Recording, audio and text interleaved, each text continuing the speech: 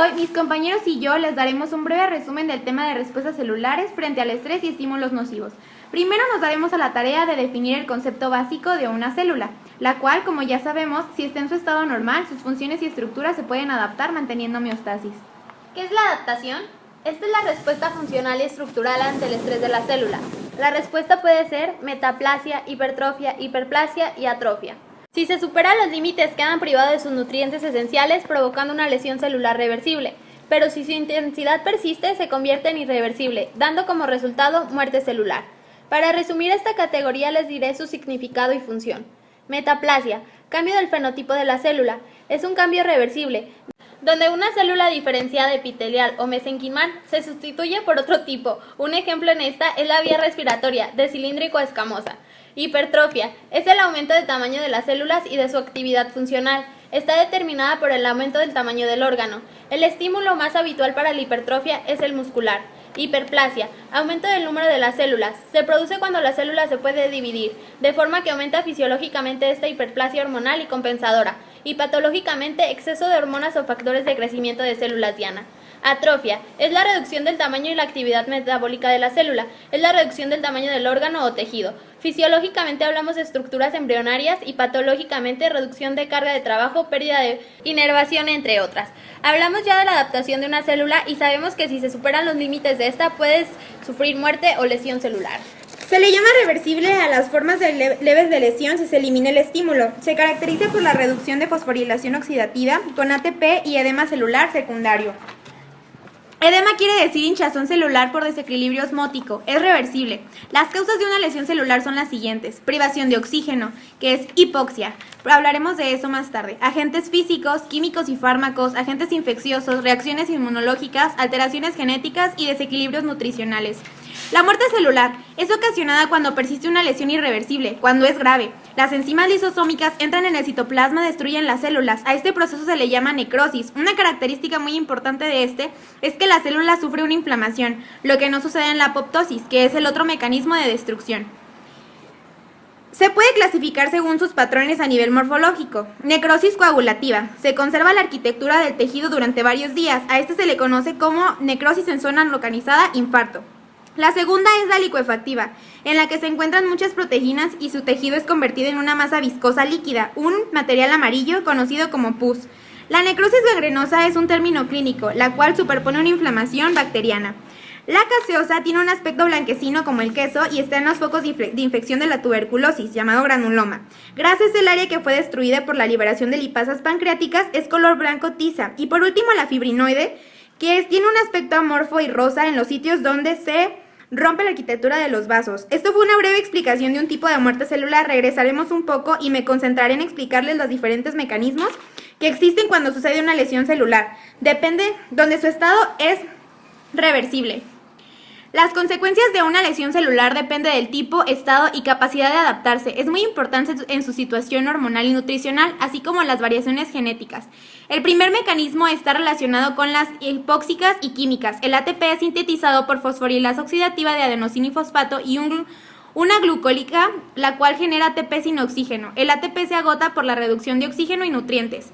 ¿Por qué se da la lesión mitocondrial? Puede ser por la falta de oxígeno en la célula, fármacos, rayos UV de lesión, ocasiona que se forme un canal de alta conductancia en membrana mitocondrial.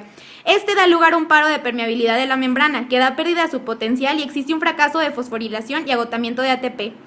El tercero nos habla de un papel del calcio en una lesión. Su acumulación en la mitocondria da apertura de paro de transporte de permeabilidad y fallo de ATP. Se activan las enzimas fosfolipasas, proteasas, dononucleasas y ATPasas. El estrés oxidativo. Primero explicaremos lo que es un radical libre, ya que este mecanismo tiene que ver con una acumulación de estos radicales que estén libres de oxígeno. Conozcamos un nuevo término, ERO. Significa especie reactiva de oxígeno, se deriva del oxígeno. Cuando aumenta se genera un estrés oxidativo. Las ERO se producen en neutrófilos y macrófagos para destrucción. La pérdida de permeabilidad es un rasgo constante, por eso es el quinto mecanismo. En las células isquémicas su alteración puede ser consecuencia del agotamiento de ATP por la ERO, también por una reducción en síntesis de fosfolípidos por alguna falla en la mitocondria.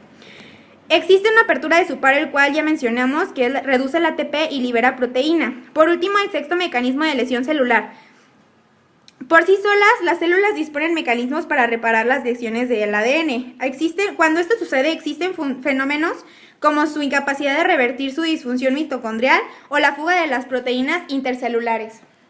Hipoxia o isquemia.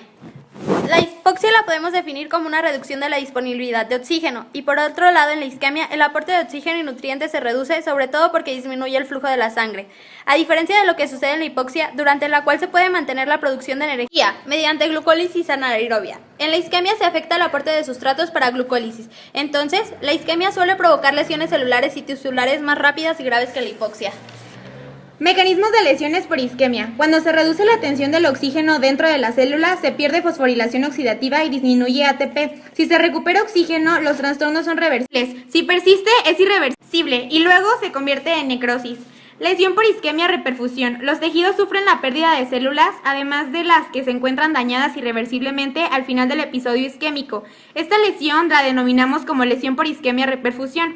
Existen varios mecanismos, pueden dar cuenta del aumento de la tensión celular. Cuando aumenta el aporte de oxígeno, se puede haber un aumento correspondiente en la producción de hero. La lesión isquémica se asocia con inflamación que puede aumentar con la reperfusión debido a un mayor flujo de leucocitos y proteínas plasmáticas. La lesión química. Las sustancias químicas inducen la lesión celular. Algunos productos químicos actúan directamente combinándose con un componente molecular u organelo celular crítica. Por otro lado, muchas sustancias químicas intrínsecamente no son biológicamente activas, han de ser convertidas primero a metabolitos tóxicos reactivos y a continuación actúan sobre las células diana. Proceso de apoptosis. Es una vía de muerte celular regulado que degrada el ADN nuclear, proteínas y su propio citoplasma. La célula se destruye a sí misma, se caracteriza por disolución nuclear, fragmentación de la célula.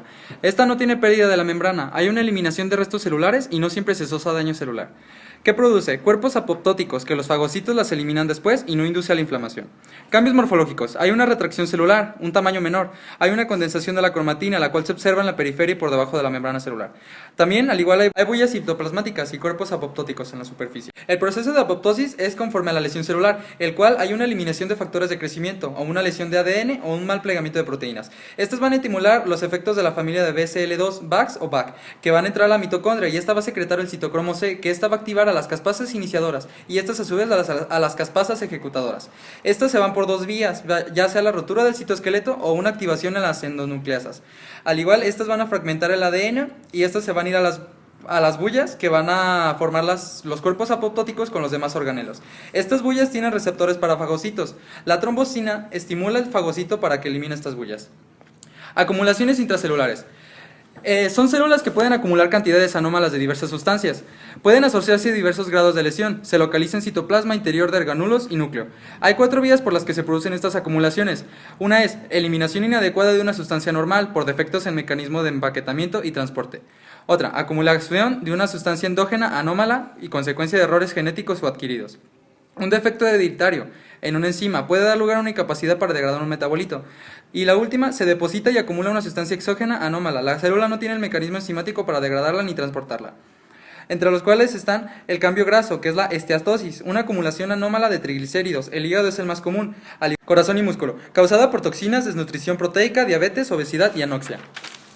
Otro sería el colesterol y ésteres de colesterol. Metabolismo celular del colesterol es controlado por una síntesis de la membrana celular normal, sin acumulación excesiva. Las células fagocíticas pueden estar sobrecargadas de lípidos en diversos procesos patológicos.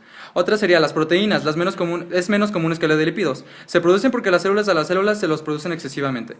El glucógeno, por anomalías en el metabolismo de glucosa o glucógeno. Se acumula glucógeno en el interior de la célula en un grupo de trastornos genéticos muy relacionados denominados enfermedades del almacenamiento del glucógeno.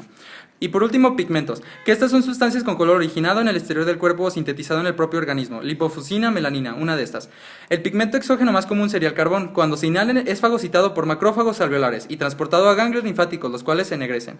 La lipofusina es un material intracelular granuloso, insoluble, de color amarillo. Se acumula en diversos tejidos, ya sean corazón, hígado y cerebro, en fusión con la edad o atrofia. No es lesiva para las células.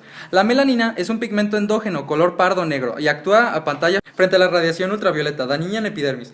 Hemodesina es un pigmento granular derivado de la hemoglobina, color dorado a pardo. Se acumula en tejidos en los que hay un exceso de hierro y es patológico. Autofagia. La autofagia es un proceso en el cual la célula se come su propio contenido. El estrés celular, como la falta de nutrientes, activa los genes de la autofagia que forman vacuolas en las que secuestran los orgánulos celulares y posteriormente se degradan tras la fusión de las vesículas con los lisosomas.